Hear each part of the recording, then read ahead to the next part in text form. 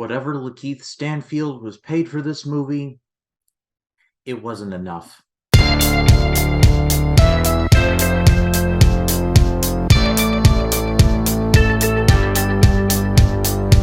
Hello everyone, my name is Ryan Cam, here with my brief thoughts on The Haunted Mansion 2023 style. This was directed by Justin Simien, and this is the remake of the 2003 version of Haunted Mansion. Both of these movies are based off of the legendary ride from Walt Disney World in Orlando. Kind of sounds like a bad knock-knock joke, but a former astrophysicist turned tour guide, a professor, a sort of kind of priest, and a medium all walk into a haunted mansion at the behest of a single mother who owns the house, played by Rosario Dawson. The house is haunted, and so it's up to all of them to save their souls, but the souls of the others that are trapped in this house and under the thumb of the headbox ghost, played by Jared Leto, who, yeah, I had no idea that was a thing. I've not seen the Haunted Mansion movie with Eddie Murphy. I've only seen the Nostalgia Critic review of it. A funny review, but I have never seen that movie from beginning to end. So I had no idea what I was really walking into. As a matter of fact, I kind of said to myself, this is probably going to be a dead movie because, well, the Barbenheimer is still in effect, and my theater parking lot was pretty busy. And I was thinking, oh, these people are here to see Barbie. But no, there were actually quite a few people to see this screening of Haunted Mansion. So I guess I was wrong. Like I said in the beginning, Lakeith Stanfield was not paid enough for this movie. He is the best part, and the rest of this movie is cringe.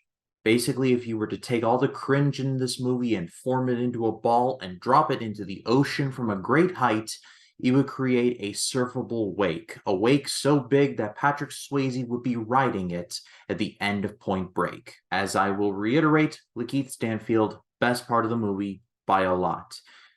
He will always be over with me as an actor because of his work on Judas and the Black Messiah. The dude is just super talented, and I hope that's nothing but the best for him. But yeah, he is the best character. He has the most arc. He's the one that I cared about the most. And when some very unfunny things happen, his reactions honestly just made me smile. Not laugh, but smile, because I was feeling the exact way that his character was feeling in the moment. Now let's get to the rest of this movie, which is hot garbage. Best I can describe it. Now, I want to say that I like most of the actors involved here. Rosario Dawson, she's good. Owen Wilson, he's good. Danny DeVito has made me laugh in the past. So is Tiffany Haddish. So I'm not trying to hate on these people per se. It just feels like the characters in this movie are not really characters. They just feel like actors acting like how they think these characters would act. I didn't see these characters. I saw Owen Wilson, Tiffany Haddish, Danny DeVito, so on and so forth. Like I said, Lakeith Stanfield's character was the most developed out of all of them. The rest might as well have been cardboard cutouts. There was gold to be mined from this movie. You cannot tell me that you have Owen Wilson on your payroll and you put him in a haunted house and you don't recreate something like this. These carvings are really creepy. I was so severely disappointed when they didn't do something like that as a bit of an homage to the Terrible Haunting remake. The movie's it has so many problems besides that, but I was just in there like, guys, come on, it was gift wrapped for you. If there is character development to be had with the rest of these people, it is basically told through exposition, and it is blatantly told and really never all of that shown. Rosario Dawson comes closest to being interesting outside of Lakeith Stanfield's character, but again, all of her backstory is told through her character basically telling it to us. She has a son in this movie, and he gets bullied a lot at school. It's never really shown, but it is told to us. And the reason is, according to this movie, is that he is he gets good grades and he dresses absurdly nice. Like he's Hercule Poirot, or he wears a bolo tie in one scene, like he's an extra in Yellowstone or something. And I'm not saying that the movie needed to show bullying in the movie. I'm glad they didn't do that. But I'm just saying, like, why did you need to add that in the first place? And then to top all of that off, there is a plot point that I saw coming about a million miles away. Basically, just play the clip. I see dead people.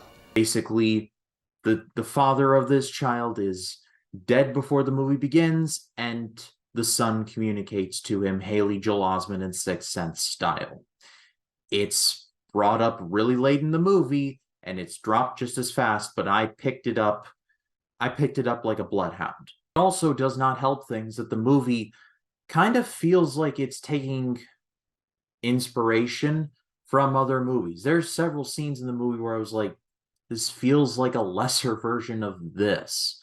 Like, there's a scene where Lakeith Stanfield's character is in the spirit realm and he walks through a door and sees a bunch of spiral staircases on top of each other. Kind of reminded me of Hogwarts and how the staircases would move and change. And maybe that was just a coincidence, but that's the first thought that came into my head. And really, the only ghosts that we know in the movie are Gracie, like the guy who owned the house before, and the Hatbox Ghost, who is played by Jared Leto. And honestly, he was just kind of there. Basically, if you've seen a movie, you have seen this movie. There is almost nothing original here. It even does probably one of the more aggravating movie tropes of all time. There's a blatant dream sequence, and I saw it coming from 3,000 miles away. As soon as like a certain turn is made, I was just like, it's a dream, it's a dream, it's a dream, it's a dream. And in the words of the Notorious B.I.G. at the beginning of his song Juicy, it was all a dream. Play the Gene Siskel clip. Like they say on Saturday Night Live, I hate when that happens. A dream sequence. People were groaning in the theater when that happened. I mean, I want to go up and punch a hole in the screen. This movie is horrid. It's either boring or cringe, and there really is no in between. I don't know who asked for this, but I hope you got what you wanted. Man, Disney is just down bad this year. It's really kind of sad to see, but I pass it off to all of you. What did you think of this movie? If you did see it, let me know in the comments. Love to read what you have to say. And stay tuned later on this week. I'm going to be debuting my new podcast, Small Talk, the Smallville Recap Podcast, with Jacob Collins from 3D Movie Cinema and Matt Wyatt from his channel.